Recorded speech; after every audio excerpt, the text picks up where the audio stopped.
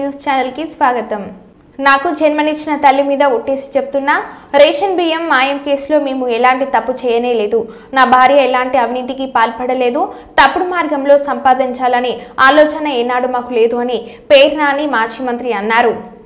ఇందులో నాకు గనక ఏదన్నా లేదా నా భార్య గాని నేను గాని చిన్న పాపం చేసి ఉన్నాం, పాపానికి మేము భాగస్థులమై ఉన్నామంటే గనక నేను అత్యంత ప్రేమించేటువంటి దేవుళ్ళ కంటే మిన్నగా ప్రేమించేటువంటి చనిపోయి మరణించినటువంటి నాకు జన్మనిచ్చిన తల్లి మీద ప్రమాణం చేసి నేను చెప్తున్నాను। ప్రమాణం చేస్తే సరిపోతా?